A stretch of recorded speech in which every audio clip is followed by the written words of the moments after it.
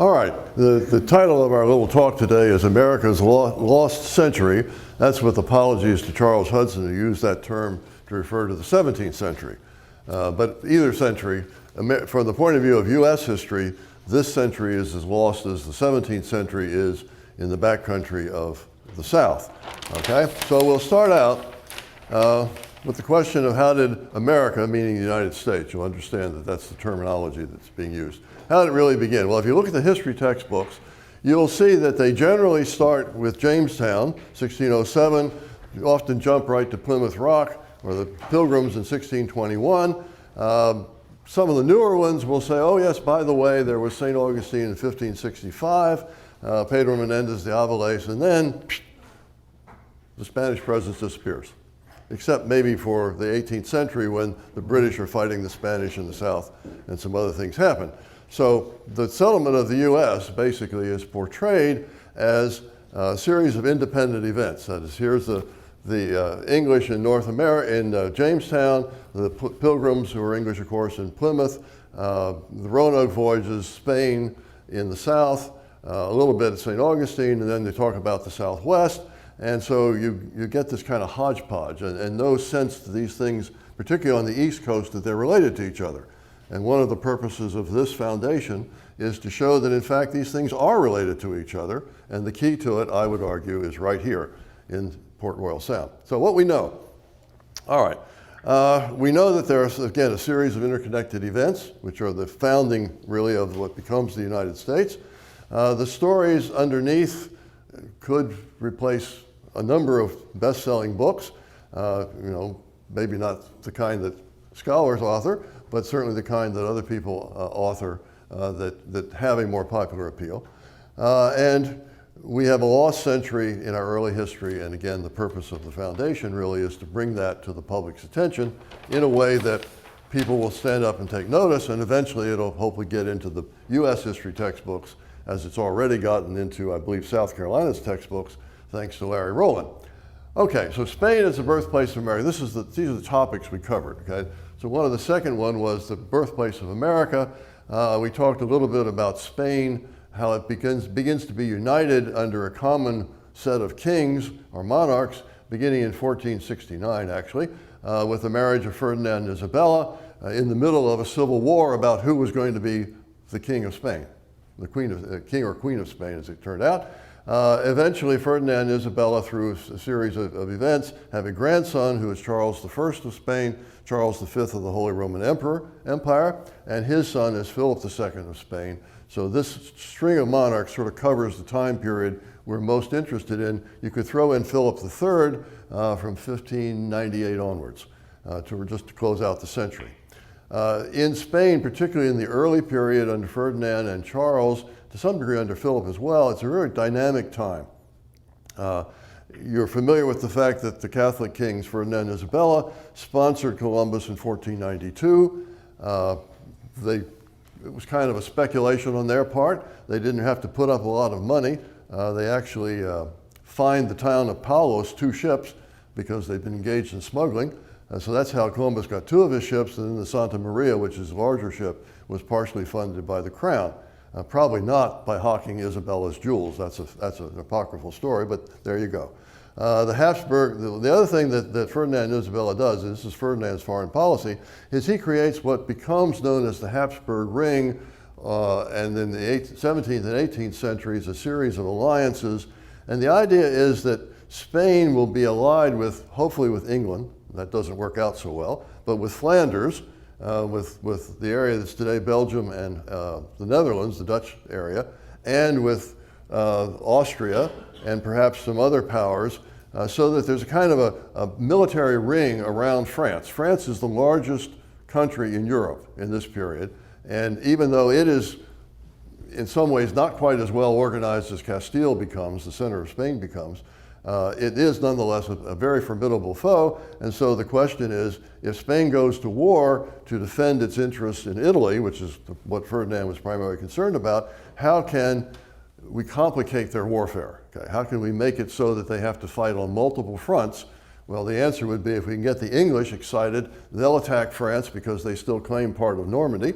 and the Dutch and the Flemings, we'll call them Belgians for our purposes, they have their own issues with the King of France, and their Italian possessions that have their issues with the King of France. And so you basically make it hard for the French to win the war by creating this alliance. And that's one of the enduring structures of European history. It only changes with the advent of the United Germany, the German Empire in 1870, when all of a sudden Germany becomes the center of the international concern. All right, in the same period, and particularly in the period of Philip, Charles and Philip, there's rising inflation in Spain. Some of it is driven by population growth because the Spanish population grows up until the 1590s. But more of it increasingly is driven by the bullion, the silver particularly, to some degree the gold that comes in from the New World. So that by the end of the 16th century, you can say that in Spain, prices are 4 times higher on average than they were at the beginning of the 16th century. Whereas up in the Netherlands, for example, or in England, they're only maybe twice as large. So there's a price differential, which in the long run helps to drive Spanish industry into the ground. But be that as it may, this is also a period because of Columbus's voyages. There's increasing interest in whatever this thing is to the west. You know, Columbus thought it was Asia. Everybody else said, no, it's something new altogether. And after the conquest of Mexico, New Spain as they called it, there is increasing interest among a lot of younger men of various occupations who come to places like Seville and say, well, you know, if I can afford to go to the New World, this is a great opportunity. I can set myself up. I may become a conquistador, in which case I'll get a share of the initial loot. If otherwise, I can basically find work for myself, prosper in a way that's probably not possible if I stay home. Okay? So it's kind of a classic story of the immigrant who finds opportunity in another country. And this is, of course, still going on right today, and it's one of our major social issues in the United States. So but in Spain, that's one of the dynamics that's developing beginning with Ferdinand and Isabella and increasingly under Charles and then Philip II. Spanish population rises to about 8.1 million by the end of by the 1590s. Then they have some major epidemics and other issues that drop it down again. That makes Spain the second most populous country in Western Europe, okay, right behind France, which is 12 million. Okay, we talked a little bit about industry in Spain, how industrialized it was or not. And of course, you have to realize that this is a different economic environment. It's a mixed picture. There are some areas in central Spain that have a large textile industry based on wool. There's a very strong iron industry and shipbuilding industry in the north, on the north coast among the Basques. And there are various places within Spain where ceramics are produced commercially. Some of them, by the way, show up here in Florida, both out of Seville and probably out of Talavera. And so you get this kind of mixed picture. There's also the trade aspect of Spain's industrial or economic development also varies a lot. The peripheral areas, the Basque area and Asturias in the north, Seville down in the south and Andalusia, and the Catalan areas, the area around Catalonia and Barcelona, those are areas where you have a lot of trade going on. Okay? So it's fairly dynamic, but if you compare that aggregate of trade to, say, the Netherlands, it's very much down the road. And I've never seen comparisons with Italy, but I would expect that the Italian city-states, Milan, Venice, Florence, are probably still doing more trade than Spain does as an aggregate. All right, the Spaniards were also, throughout this period, at war, usually on 3 fronts at the same time, at least when they're at war. One front is with France, and those wars run to 1559. There's a whole series of them. The question is who owns the southern half of Italy plus Sicily, the island of Sicily. It's called the Kingdom of Naples and Sicily. And Ferdinand claimed that by dynastic succession. The kings of France claimed it by dynastic succession, and they had to fight it out until 1559. In addition, some of those wars spill over again into the Flanders front because of the connection that's built up. When Charles inherits from both of his grandparents, and from his mother, who was not quite right in the head, So they put her away in Tordesillas, in a palace in Tordesillas, and then basically Charles and his ministers ran the country. For a long time, you'll see decrees that says Juana y Carlos. Juana was his mother and Charles was the son, but really it was Charles and his ministers that ran the country. So he is the Duke of Burgundy. He's the heir of the Duke of Burgundy. His father had been was a Habsburg and the Duke of Burgundy, and of course he acquires the imperial title to the Holy Roman Empire, and with that, other interests in Italy, which also bring him into war with the French. So you've got that front, and you've got the Italian front, and then more generally, Spain is constantly engaged in naval warfare with the North African states, which are sort of autonomous Muslim states that were loosely related to the Ottoman Empire, but very loosely, and they engaged in commerce raiding. So any Christian ships that went through the Straits of Gibraltar and across the southern part of the Iberian Peninsula had to be on the lookout for people coming from Tunis and Tripoli, thank you, yeah. Beginning quite early, and with the founding, particularly the founding of the Spanish Inquisition, a lot of people in Europe began to look at Spain as a highly controlled society and one that you increasingly, particularly once the Reformation starts, if you're a Protestant, or even if you're not Protestant, but you're not really gung-ho Catholic, you've got to be careful when you go to Spain. And the English particularly found this a difficulty because after the English Reformation, the monarch, first Henry and then Elizabeth and others, they're the head of the church in England, except for the brief period when Mary Tudor allowed the Pope to again be head of the church in England. And so if you've sworn the oath of allegiance, which you have to do if you're of any consequence and you leave the country, and you go down to Spain and you're a merchant, and the other Spanish merchants will come and say, tell us, David, who is the head of the church in Spain, in England? And if you're a good Englishman and other Englishmen are present, you will say, well, of course, the Queen. And immediately the Inquisition, they have a fellow sitting back here and a notary, and they'll take it down and they say, guess what, David? We have a place for you, a guest house, just for you. And we're going to take all your goods while you're at it, okay? So that becomes a major problem for Englishmen, some of the folks from the Netherlands, and there were other issues as well. But that's one of the things, and of course, this feeds into what's called the Black Legend, which actually is invented by the French and the Italians during the Italian wars before 1500, but builds up over time. Okay, beginning in 1493, the Crown, in response to Columbus's voyage, says, okay, nobody can go to whatever it is that he has found without our permission. Okay? And the permit also meant that you had to pay taxes, which was part of the deal. So for that early, Spain is decreeing a series of trade laws, very much like some of the later English Trade and Navigation Acts, that basically say this is a monopoly, and it's a monopoly fundamentally of Castile. Remember, Spain is made up of Leon and Castile and Aragon, these two big kingdoms, and Granada, which was added to Castile. So effectively from that date onward, you're not supposed to come to the New World without permission of the Spanish. And they're at the same time, they're negotiating a treaty with Portugal called the Treaty of Tordesillas, which is actually signed the next year, and which is backed up by a series of papal decrees, and that goes back to an earlier dispute between Castile and Portugal over the Canary Islands and sailing down the west coast of Africa, when the Portuguese, knowing Spanish religiosity, invoked the Pope as a diplomatic ploy. But in 1494, Tordesillas, which is a national treaty, a bilateral treaty, also is backed up by papal decrees, and the Spaniards were quite willing to trot out both the treaty and the papal decrees whenever it suited them to tell people they couldn't come to the New World.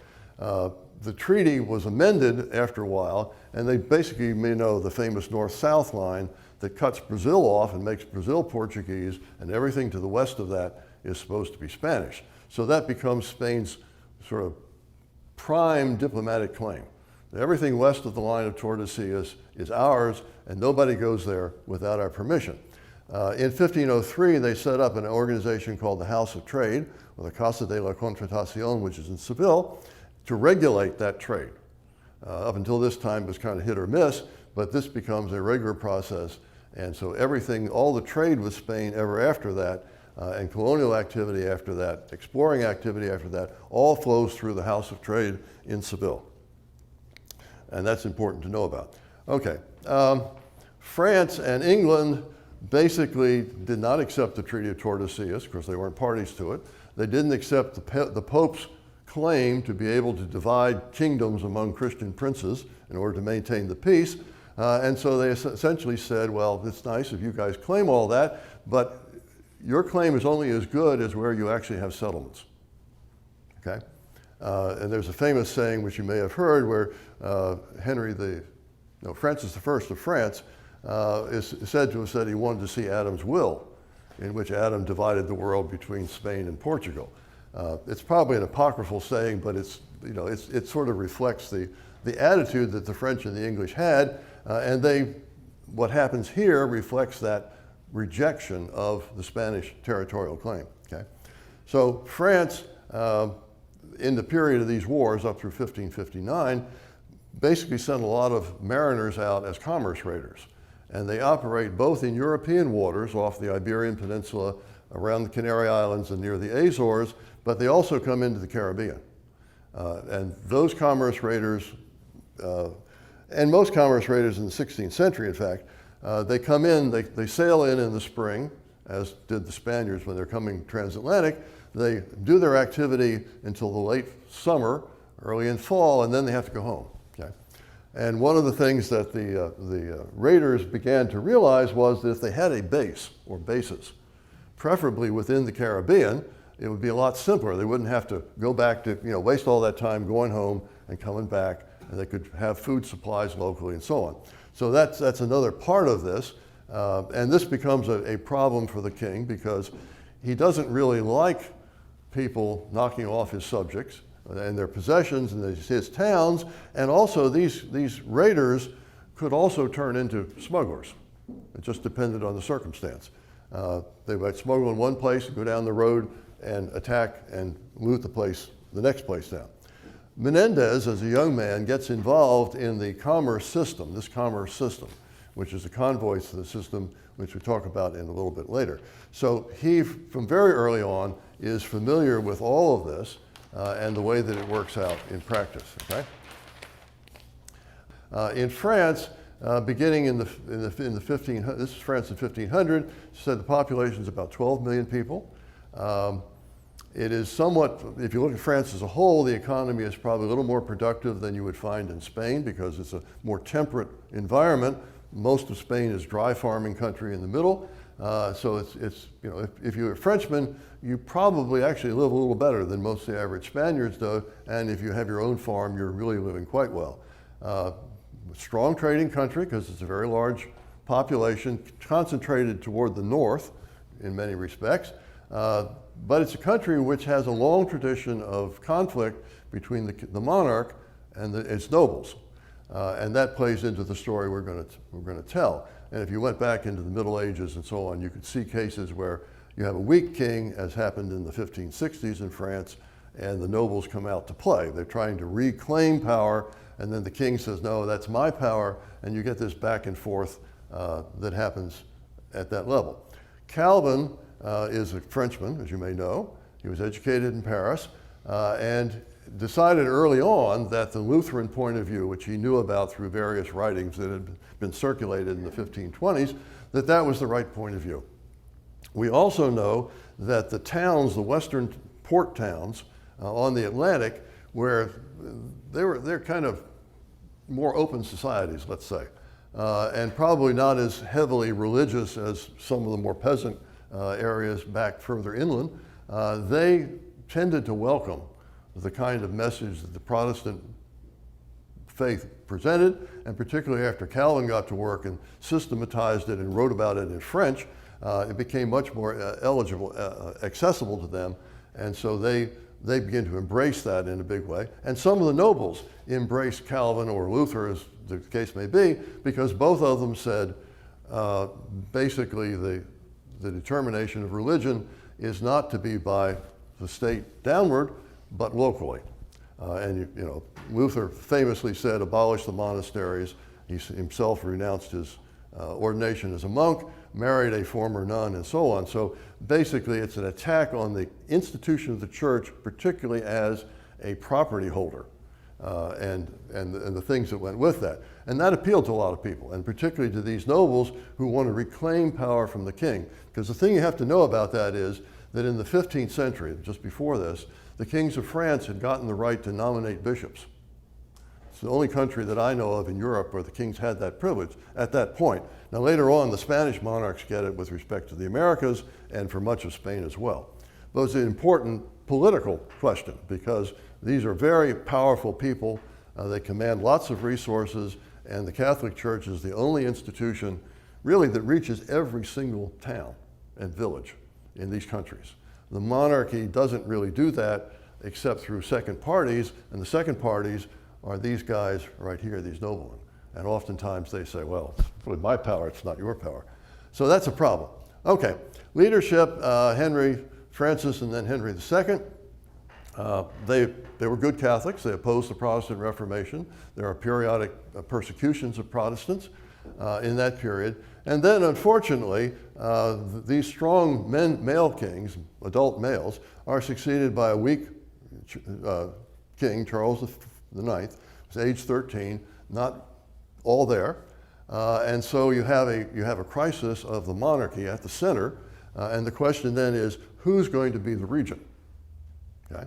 Now, Charles's mother was Catherine de' Medici, an Italian woman, extraordinarily clever and able, but she was A, a foreigner, and B, a woman. And the French nobles all said, well, you know, that's not really good. But what she was trying to do was basically maintain the powers of the monarch, whereas the Duke of Guise and the Admiral of France, Gaspard de Coligny, who was he became a Huguenot, Guise was a Catholic, they are interested in controlling the regency, okay? And this is the old game. Who controls the regent? Well, that's the person that has access to the royal purse, to the offices, to all the appointments. You know, you can imagine how this is. It's like, you know, when a political party takes control of a state capital or the national capital, at least in the old days, you know, the patronage flowed that way and everybody else that was on the other party lost their positions. So that's some of what's going on here, okay? And so it's kind of a three-way struggle to control the monarch. And Catherine, at least initially, maintained somewhat of a dominant position. She eventually loses that. Okay, so we talked a little bit about this development of the Protestants, the Queen Mother building on something that apparently Henry II had started. We don't know much about that yet. Basically said, well, maybe what we ought to do is concentrate on the Americas, see if we can't find places there where we can set up French colonies, because we don't accept Spain's claims to the area, and maybe make that into some kind of a national project, okay? So the idea behind this was, again, a national project. Both Huguenots and Catholics would be involved. And so you focus the religious enmity between these two camps outward on a common enemy, the Spaniards, okay? Again, remember, we just come off of generations of warfare, and so that makes a certain amount of sense. Also, Spain has got these lovely colonies with lots of money, ships floating around with bullion and other things on them. So it's really an appealing idea. Come to the New World and do whatever you can, okay? So it's a unifying message. Coligny basically sponsors the Ribault, the first Ribault voyage. He ordered up 2 ships, and what Ribault is doing is he starts down in Florida, roughly down where St. Augustine is, maybe a little bit further north, and then he comes north and he's remapping the coast, okay? The French, Verrazano in 1524, an Italian sailing for the King of France, had gone up the east coast of North America, had created a map, including the famous idea that you look over the Outer Banks and there's the Pacific Ocean, but apparently it wasn't very detailed, or the details of his log had been lost. And so Ribault's job at first is basically a reconnaissance job, okay? But he's also looking for a place that hooks into something called Chicora, which is basically a an idea. I've explained that in other contexts, but it's an idea that says basically behind the coast is a land that has all sorts of possibilities, agricultural possibilities, and is inhabited by a large number of people who live according to the European standard, Aristotle standards of political government. That is, they're self-governing, they live not like savages, not like wild people, but more or less like Europeans. This is an exaggerated idea, to say the least, in some respects, okay? But it was there. And we know that when Ribault comes up to Port Royal Sound and decides, among other things, that he has too many men for his fleet. Let's see, where did we put that? Well, that's down here, man. I've gotten ahead of the story. Okay, anyway, so Port Royal Sound was clearly one of the objectives.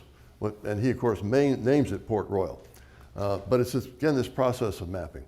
Now, another question we ask, when was Port Royal Sound first discovered by anyone that we know about? Well, we know there are Spanish explorations in the 1520s. We know Verrazano came up the coast in 1524. The Spanish left the name, the Point of Santa Elena, and then the River of Santa Elena from the explorations in 1525-26. And we know that because in 1537, or a manuscript that's dated 1537, Alonso de Chaves has a cartography section. It's a coastal pilot. It tells you how to get from place to place in the Americas, in the part that Spain knew about. And in there it says the Point of Santa Elena is at 33 1/3 degrees north, and the River of Santa Elena, which is just to the northwest, is 33 2/3 degrees. He's off a little bit in terms of the latitude, but it's clear from that the Spanish knew about the river, which is Port Royal Sound, and the point, which would be Tybee Island and the entrance to the Savannah River, and other points as well. So if you take the material out of Chaves, you can get not a totally detailed map. Not all the inlets are shown, but a fairly good map of the East Coast. It had to be adjusted somewhat because the geographic orientation was off, some other problems. There's also some Spanish exploration in the 20s that came down from Newfoundland. And so these two arms of exploration don't actually meet. But what they did when they made up the maps, the Spaniards made up the maps, is they connected them. So there's actually a section between the entrance to Delaware Bay and Long Island that's missing. But it gets squished together on the maps because they said, well, they've got to be connected, and that's that. But we know that the Point of Santa Elena, that name comes from the 1520s. And Chaves is how we know that, okay? So stage setting for piracy, this was another issue, and we'll come back to the question of Ribault in a minute. Again, the 1503, the Crown says nobody goes over there except by our permission. And at the same time, Frenchmen and Englishmen and others, they'd already been sailing to the cod fishery in the north, and they basically said, well, why can't we go? Okay? Why can't we go and trade with these people and find what we can find? We don't accept your basic premise about the Americas belonging to you and to you alone, okay? And the Spanish were very clear, again, you trade only with the mother country. The king takes 1/5 of minerals, up to 1/5 of minerals, anything that came out of the ground that had value, minerals of all kinds, the king could claim 1/5 of that. Legally, he claimed ownership to the whole thing. Everything underground was his.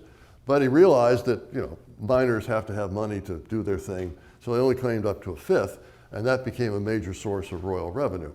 War off and on with the French, which means you got commerce raiders coming in and out of the Caribbean. The Habsburg Alliance, again, with respect to France, and growing envy of Spain and growing determination by the other powers, particularly the French initially, but later on by the English, and when the Dutch, when they rebel against Spain, to say, look, we've got to get our hands on some of this treasure that's coming out of the New World, because that's what's making Spain so powerful. It not only fuels the immediate needs of the Spanish monarchy, but it's also the basis on which the Spanish monarchy is raising a lot of credit to pay for its wars. I was telling Darrow, this is one of those deals where the king would say to a merchant, well, when my ship comes in, I will pay you. Meanwhile, lend me a bunch of money. Okay?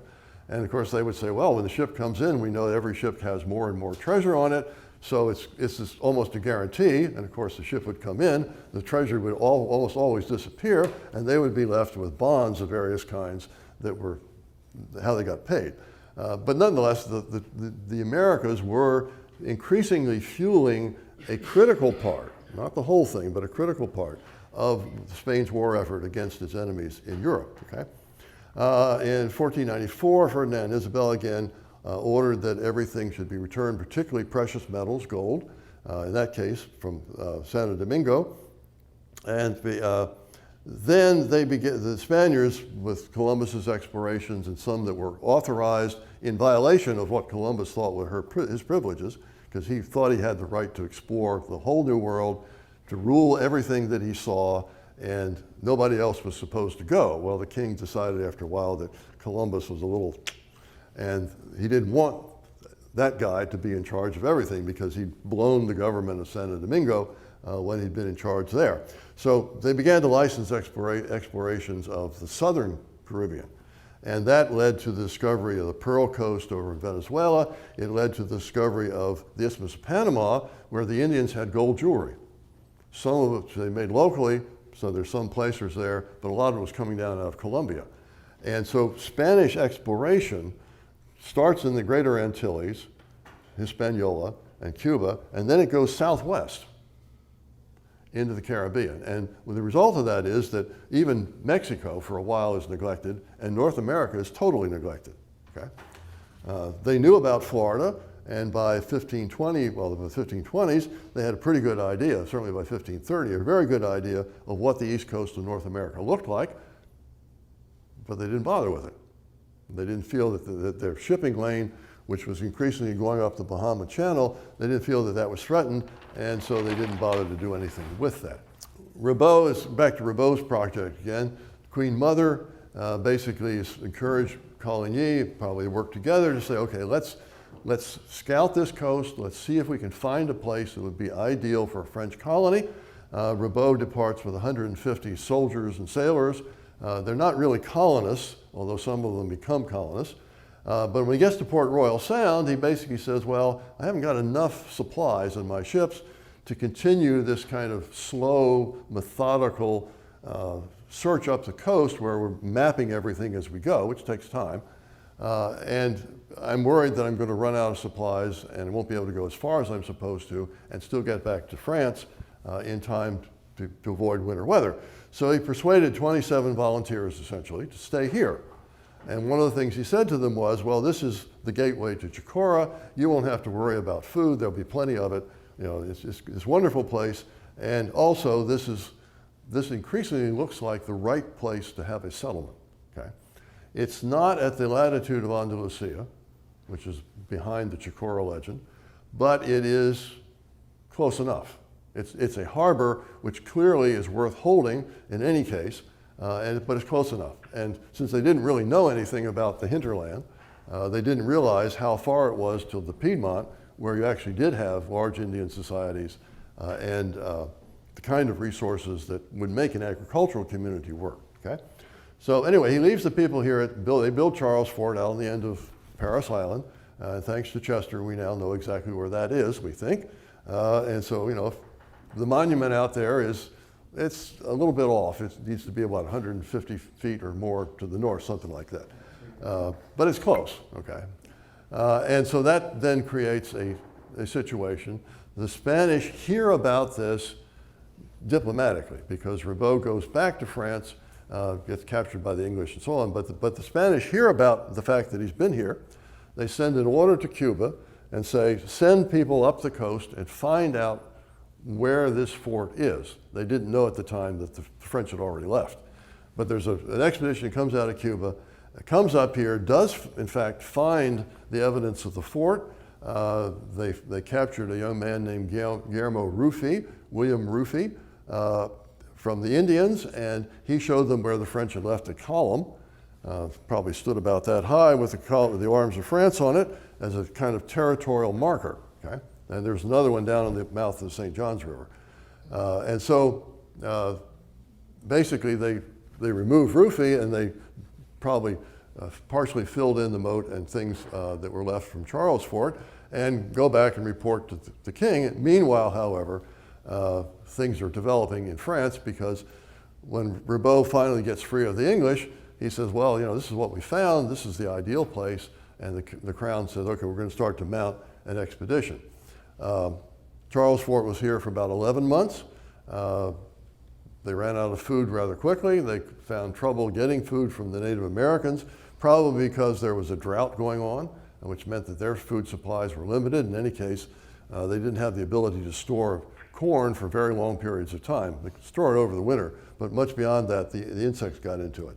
And so the people who were here built a boat and left for France. And along the way, they ran out of food again, and they said, okay, one of us has got to be eaten. And they picked a person and ate him.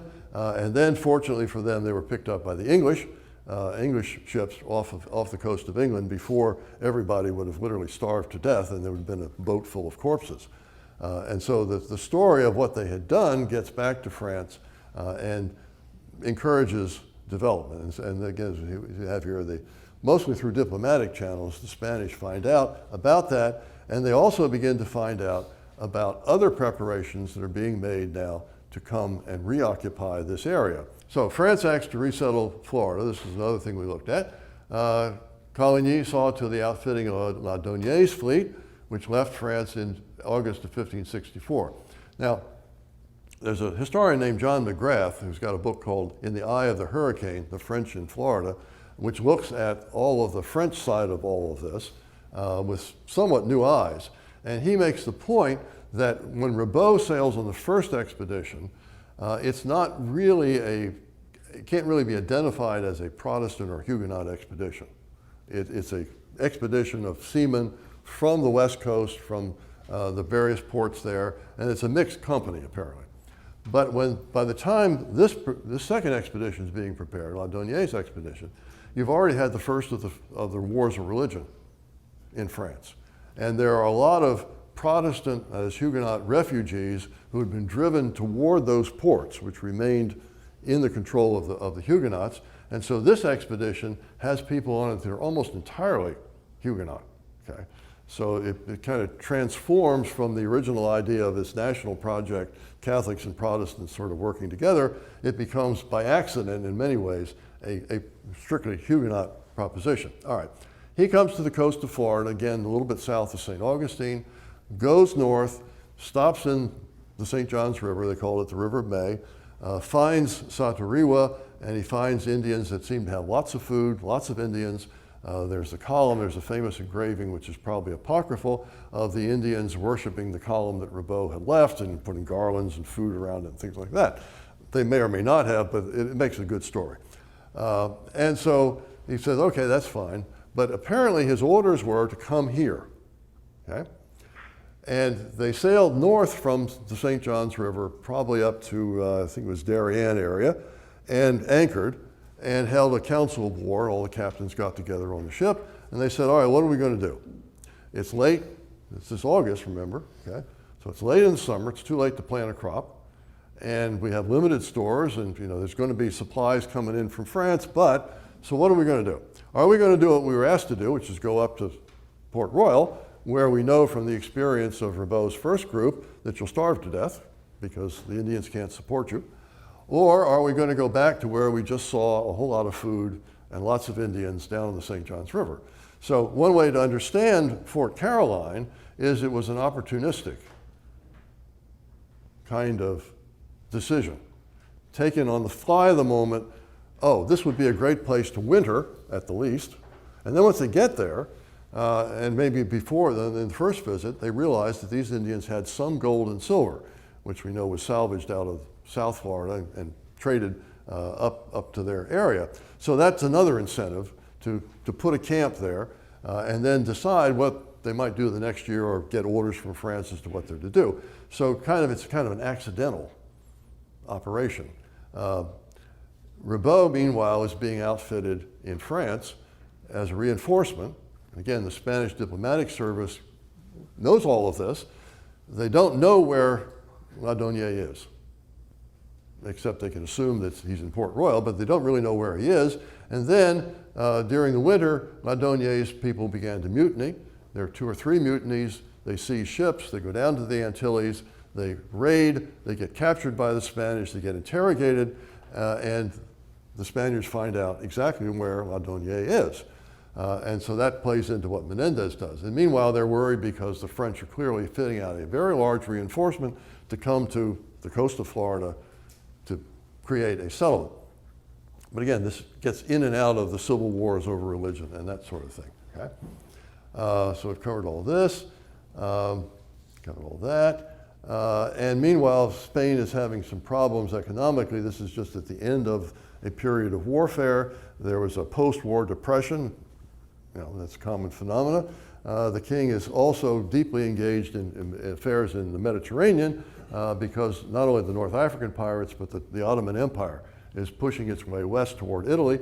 And so he's got to worry about that. And he's got to worry about conditions in Granada where let's face it, the Castilians, the Christians, are oppressing the local population, which had been nominally converted, the population that stayed, nominally converted after the capture of Granada in 1492. People still spoke their language, the North African language. They still dressed like Moors. They still ate like Moors. And increasingly there were Christians, particularly missionary members of the mendicant orders, that said this isn't acceptable. If you're going to be a Spaniard, that means you've got to be a Christian. It means you've got to be a real Christian. You've got to dress like a Christian, eat like a Christian, pray like a Christian in our language. So they were creating a situation which did lead eventually to a major civil war and some real problems for Spain in the 1568, 69. He doesn't know at first where Laudonnière is, okay? But he knows that the French are coming. So he's looking around. He'd been looking actually since the 1550s. He's looking around for somebody to come to the coast of Florida to the point of Santa Elena, and we would say to Port Royal Sound, and occupy it, because it's clear that this is a strategic position.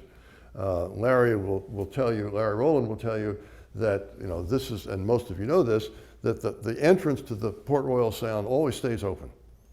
It's always navigable. You don't have to really worry so much about sandbars creating a situation where you can't get in. They shift around a little bit, but there's always an open channel. Okay? And it's the only port, as far as I know, between Miami and Chesapeake Bay where that's true. Okay? The other entrances, sometimes they're open, sometimes they're not. Of course, in the Outer Banks, the new ones open up when a hurricane strikes and other ones close down. But this one stays open. Okay? And of course, it's an enormous bay, and it's a fairly deep bay.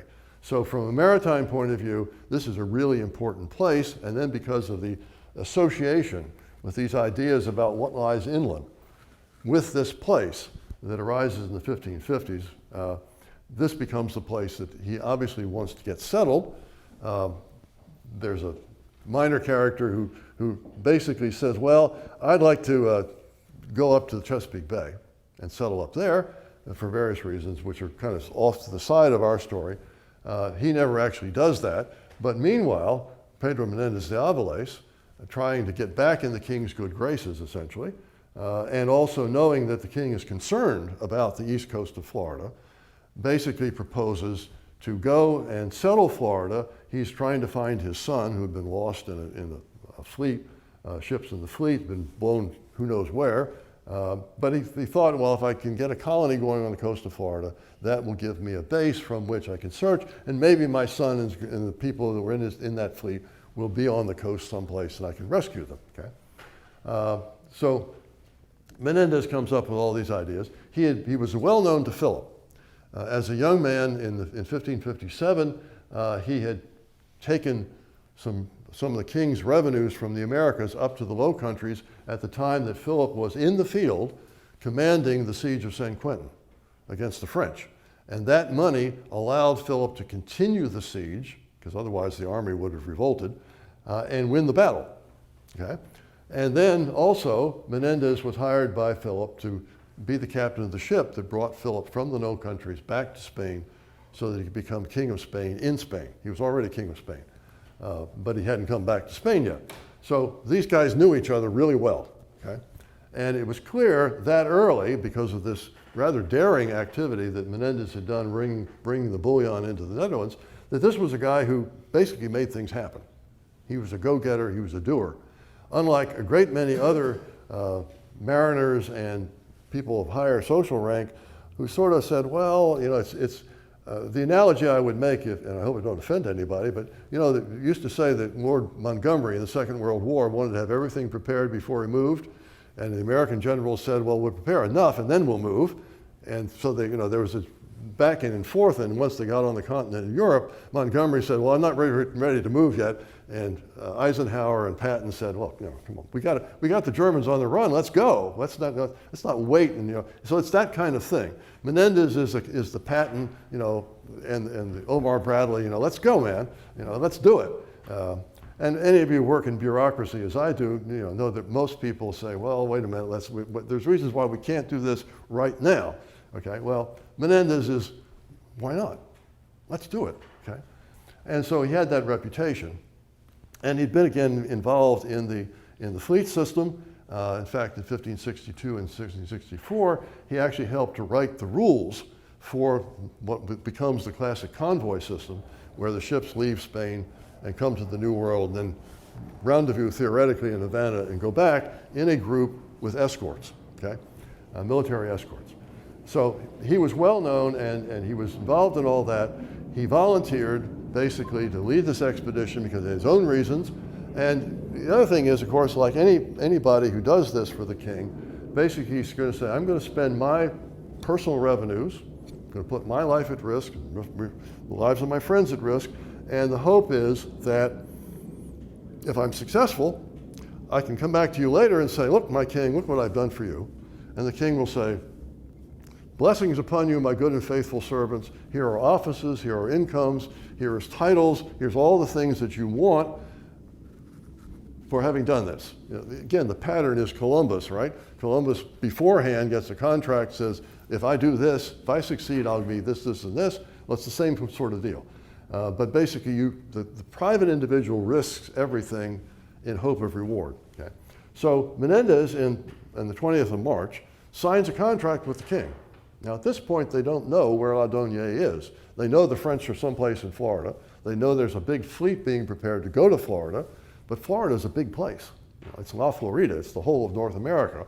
And it could easily be the fleet going to the Caribbean or someplace else. Anyway, so Menendez signs it. He gets various titles, various rights, including jurisdictional rights in an area that he might bring into the control of the king. He gets various economic privileges, most of which he could sell. You know, he had slave licenses and things like that. That doesn't mean he was going to personally buy slaves, because the Spanish bought their slaves from the Portuguese. But the license was worth a lot of money, and he could sell that for money, and that was the purpose of getting those kinds of things. And then again, part of this is he has a right to a big square of land that he can choose. 25 leagues on the side, right? Yeah, which is about 75 miles or more on the side. You can imagine what that would be, all right? So where would that be? Well, that would be determined by a period of exploration. The news on Laudonnière comes in on the 26th of March. And by the end of the month, the king is writing to Menendez and saying, look, I want you to get going, because we know the French are already there, and this big reinforcement's coming to reinforce them, and you know that may make it difficult to dislodge them. Get going. I'm going to give you lots of more. I'm going to give you money. I'm going to give you some troops and some supplies, and you know, get to it. Okay. So he does. And meanwhile, Ribault is preparing and is held up for various reasons. Doesn't leave France until the 28th of August. Okay. But he's going to the Americas. He goes by a new route. He goes a little bit further north instead of going down to the Canaries and through the Antilles, which was the traditional route. He goes a little further north, which apparently took him longer. But he still gets there before Menendez does. And it's kind of this race develops between Menendez, who's got a group of ships that are coming out of Asturias, and basically kind of his private arrangement as much as anything else, and another group that he's fitting down in Seville, and Cadiz, again, partially private, and that in the lower case, partially royal support. And the idea is these two fleets will rendezvous in the Antilles and go up to Florida, and between the ships and the men and the artillery and so on, they'll have a force that can deal with whatever it is the French are going to put on the ground. Okay? But as it turns out, the people from Asturias, for various reasons, don't make it. Not at first, and the fleet from the south gets hit by a storm. but he makes it across. And again, this is Menendez at his best. You know, damn the torpedoes straight ahead. And he's racing because he knows he's got to get to the coast, hopefully before Ribaud gets all those people that he's bringing. But he lost the race. Nonetheless, pulls up off of the St. John's River. Ribaud's fleet's out there at anchor. They exchange words. They shoot at each other a little bit. And then they both go down the coast. Menendez has already pulled into St. Augustine and set up there. But basically, the idea is that there's going to be a battle. Well, again, a storm strikes. The French are scattered. Menendez takes advantage of that to march overland to attack Fort Caroline and seize that. And then later on, of course, the French march up. Some of them march up the beach from where they're wrecked down by Cape Canaveral. And at Matanzas Inlet, he basically brings them across in small groups and says, in effect, well, can you say the Catholic creeds, or are you Catholic? And if the answer is no, they're killed. Okay? He probably saved a few Huguenot trumpeters and musicians because he wanted to have them, but almost everybody else is given the knife and killed. And he did that, not, as he said, not to Frenchmen, but to Lutherans, to heretics. Okay?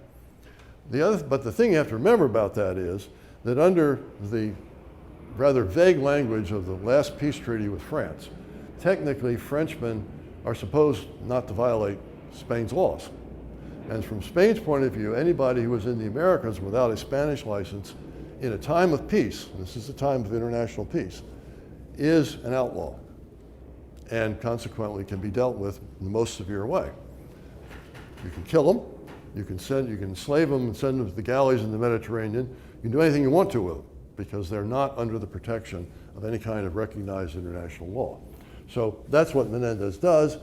He basically clears the French out of the Jacksonville area and any other threat. There are others down the coast, and that's a subsidiary story. That really leaves the area up here open. Okay. So he then moves to establish a government. 1566, he sets up a garrison here at Port Royal Sound at the point of Santa Elena, rather at the site of Santa Elena. Correct me on that. And then he has to go down to Mexico, down the coast and deal with supply problems and so on. And while he's gone, there's an insurrection because, again, food isn't adequate. And there are mutineers that sail off with some of the boats and so on. But meanwhile, he has formed alliances with the Indians. And he recognized, we're not quite sure how he knew this, but he knew that, maybe from the DeSoto people, he knew that if you wanted to have a friendship with the Indians, you basically gave them presents. And what he was doing was providing a native status system with exotic goods, which the chiefs and the other people could then use as favors, because they had a system in which the chiefs would bestow favors by using exotic goods as a status marker. Okay? So Menendez falls into that system. He's very good at it. He brings some captives from one place to another place and makes peace with the Indians. So everything is okay with the Indians, except that this little garrison mutinies. 1566, the king, again, be concerned, I think has some knowledge of the fate of Menendez's fleets, but is concerned about the size of the French reinforcement, concerned that the French may be sending another reinforcement, maybe even a bigger fleet than that, not only to Florida, but to attack the Antilles, to attack in the Caribbean itself. Again, all this is, outside of official war. And so the king puts together a great big expedition led by a man named Arciniega. It's like 1,200 men, 1,500 men, all on the royal payroll. And one group of that, one company from that, led by Juan Pardo, Captain Juan Pardo, sent up here to Santa Elena to basically reinforce the garrison so that if the French decide to attack here, there'll be enough men to do something about it and defend the place. And also, eventually also to put these guys on the ground so that they'll be fed by the local Indian population, among other things. A lot of the other men that were with Arciniega were putting garrisons all around Florida, essentially not only to hold the land because of the various desired, but also, again, to feed them. And others are taken, Menendez takes other men from Arciniega down into the Caribbean and puts them in temporary garrisons in the Antilles. But Pardo comes up here, and he begins the process of exploring from here back into the interior. David Moore has found one of his forts. The idea was apparently they were he says, you know, we're going to find the road, we're going to pioneer the road that will lead to Mexico. Okay? We could argue about what exactly that meant, but clearly they're going to up basically the same track that De Soto took, to go through the mountains to the west, and then either all the way across into northern Mexico or maybe down to the Gulf Coast, which would have been the Tristan de Luna idea from 1557. But in any case, a road that cuts up through the mountains of North Carolina and is connected here to the point of Santa Elena, because that design had been worked out and agreed in Spain by 1557. So Pardo comes here and he does that. He goes up, he creates alliances with the Indians. He builds, ultimately 6 forts, of which only 1 has been found, but probably the most important, okay? So that's a sidebar on this thing. His troops are eventually recalled in 1568, just about the same time that they provoke Indian uprisings that kill most of them in the interior. 1569, there's a thing in here that's not here. Menendez essentially runs out of money. His own money, the king's money that he'd gotten initially. So by 1567, 68, he's back in Spain. He's saying, if you want this thing to continue, you've got to pay for it. Okay? And the king says, well, I have another job for you.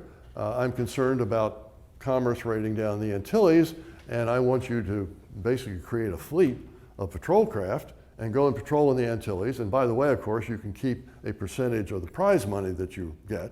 And that appealed to Menendez because he needed money to carry on this enterprise. He really did want to make a successful colony here for his friends and for himself, but he needed money. So he gets a new deal with the king, and again, the king says, we'll do certain things, and the king doesn't quite deliver, and by 1570, he's back in Spain saying, well, you know, we've got to have a better arrangement than what we've got, because otherwise, I can't support the troops that you tell me I have to have here. 150 men, I can't support them, and so you're going to have to pay. Okay? But in the meanwhile, after 1568, the new contract, the king says, well, by the way, you're supposed to send settlers to the Americas. Menendez had tried earlier, and for various reasons, the settlers had never gone to come here. But in 69, the first group of 200 settlers arrive. They're families, men and women, married couples, some children, a couple of, I think, bachelors, and so on. But they're basically farmers and craftsmen and so on. They're not soldiers. Okay? There are some soldiers here, but it's extended family. So this is why we could say that this is the beginning of the settlement of North America in the sense that families come here to live, okay, and to build lives for themselves in various ways. And Karen has written about the internal composition of in the social history of the colony, and particularly shown a lot about the role of women, which if you look at the older historiography, you know, they're mentioned, but that's about it. Okay, but she's developed a lot of very good information that helps us to understand better the role of women. And again, there's some problems with food. You can imagine if you come from a wheat growing area, you're suddenly cast out here and told to grow maize, Indian corn, you might scratch your head and say, well, or if you're from Asturias, which is, you know, verdant, it's like the coast of Oregon in terms of fog and, you know, all that sort of stuff. If you look at all that, then, you know, again, you come here and you say, I'm supposed to farm in this territory? What's all this about? So there were some issues there that had to be resolved, but they eventually begin to produce corn. They're raising hogs and some other things because Menendez, as part of his deal with these 200 settlers, was supposed to bring in animals, supply them with livestock, provide seeds, provide tools, and so on. Because again, these are people who basically dirt poor when they leave Spain, but they're brought here and he has a contract with them. He will provide them with things and they in turn will provide him with certain things. So that's what is going on at that point. In 1571, Menendez comes back and he brings his wife and her household from Asturias and establishes them here. We know there's a house. Chester thinks maybe he knows where it was. And at that point, it is correct to say that Santa Elena does become the capital of Spanish Florida because the man who's in charge is in residence here. Okay? Now he has to again leave because he's got all these commitments down in the Caribbean, and he leaves lieutenants in place, but his wife is here, one of his daughters is here, son-in-law is here, and other people connected with him are here. And this then becomes, again, part of the solidification that's going on, and probably had he lived long enough, this would have flourished as a much more important place than it eventually becomes. But in 1574, again, he's called back to Spain. King says, look, I need you to fit a fleet up in Santander because we got to go up to the Netherlands. The Dutch are in rebellion. We've got some issues up there. I've got to send troops up there. And so Menendez is there. It's late, and typhus apparently spreads through the fleet. He gets sick and dies. Okay. It takes a while for that information to get back to the colony, but in the meanwhile, one of his other sons-in-law, Jolly, goes down to Madrid quickly and claims on behalf of his wife, claims the right of succession because Menendez's contract was for 2 lives. He claims the right of succession. He eventually turns up over here in Santa Elena and proceeds to screw everything up and create a real problem, which leads to the abandonment of Santa Elena in 1576, and when the Indians came in and burned the town. It's reoccupied in 77, as you may know. Francis Drake comes by in 1587. He'd been down in the Caribbean carrying out a major raid. He takes the city of Santo Domingo. He laid siege to the city of Cartagena, but he was in siege too long and tropical diseases set in. So it's like Admiral Vernon in the 18th century. A lot of his troops become dead or become so ill they can't fight. So he has to abandon Cartagena. But his plan had been to take Cartagena, seize the Isthmus of Panama, where all the stuff came across from Peru, and then maybe go on and take Havana, which would have given him control of 2 of the points, the major points in the trading system, and in Havana, the key to the returning fleets. Okay? So he can't do that, but he knows about Florida. He knows about, by this point, the Raleigh expedition to Roanoke has sailed, and again, he's reflecting an English desire by this point to control the coast of North America. We don't know exactly what he knew about Santa Elena, but he certainly knew it was here. Sails up the coast, he can find St. Augustine, invades, burns the place down, and then comes up here looking for Santa Elena, apparently overshoots it, and decides that rather than tack back down the coast and try to find it, he'll just keep on going. But he goes up, he finds the Roanoke colony, evacuates them, carries them back to Europe. So there was a near miss, but later that same year, orders come from Havana to evacuate the colony. Okay? And so that leads to the demise of Santa Elena. But meanwhile, the English have moved to Roanoke, and from Roanoke, they eventually decide that they should go further north. But you might say, well, why Roanoke? Why not? Well, we know they probably would have come here, except the Spanish were here. And so they go north. The Roanoke is a good sheltered place. It's not very good for a large fleet, but it's good enough to hide a colony in, to get your foot on the ground.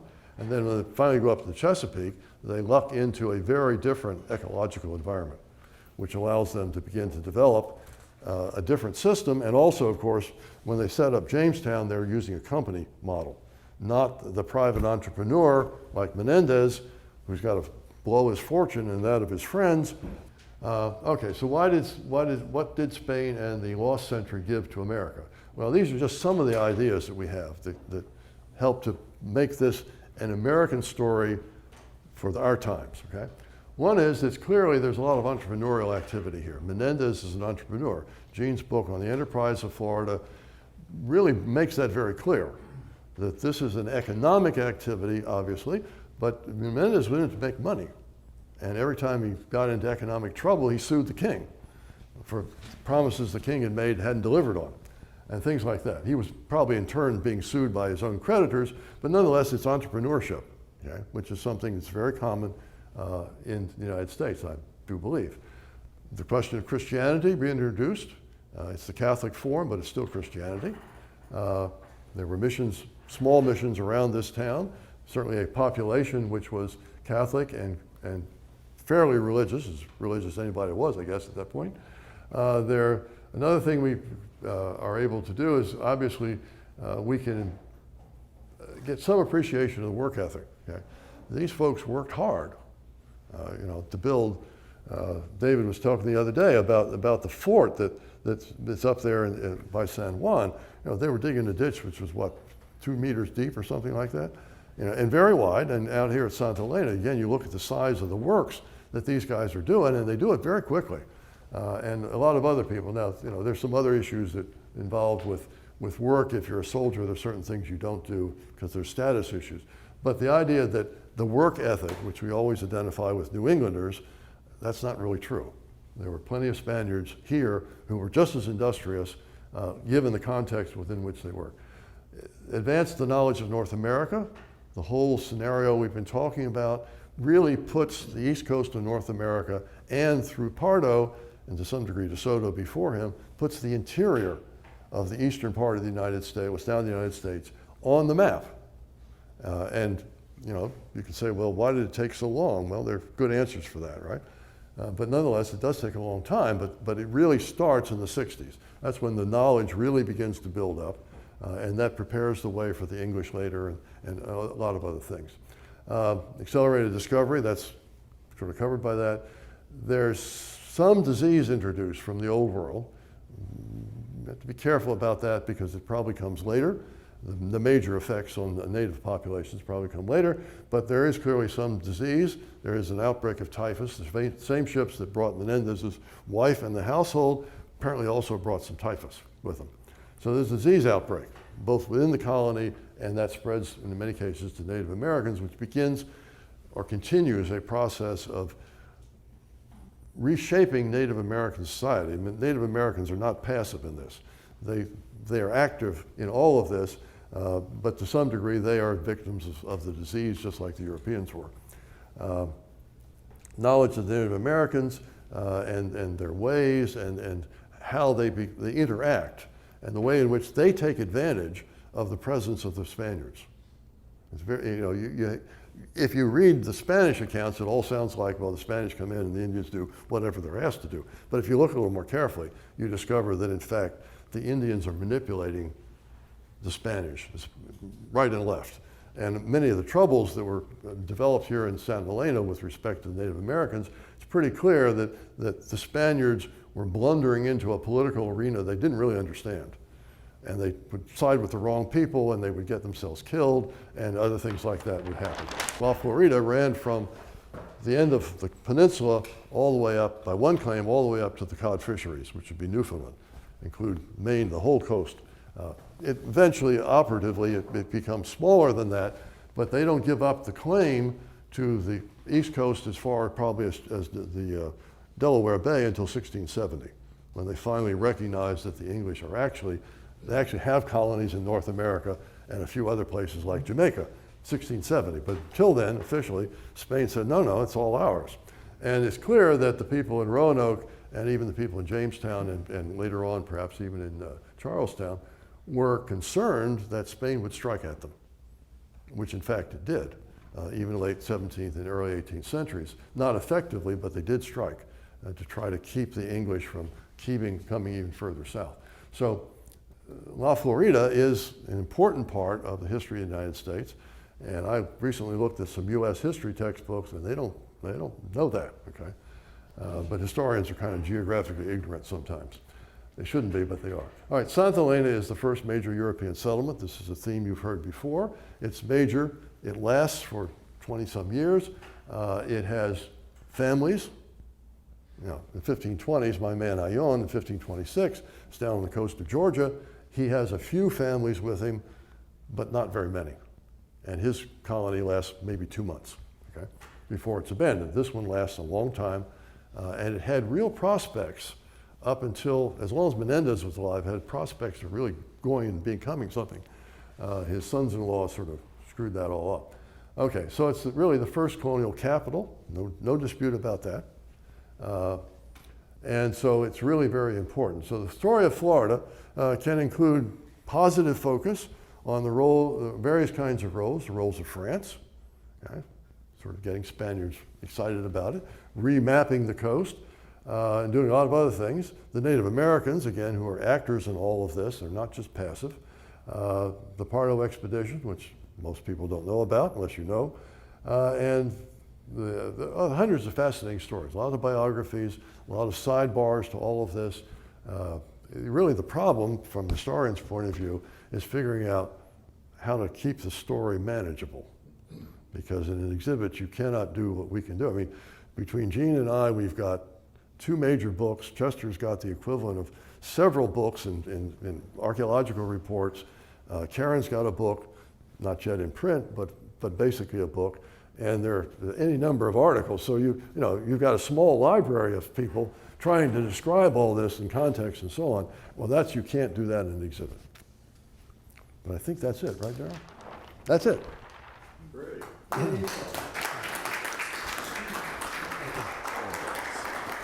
Yeah.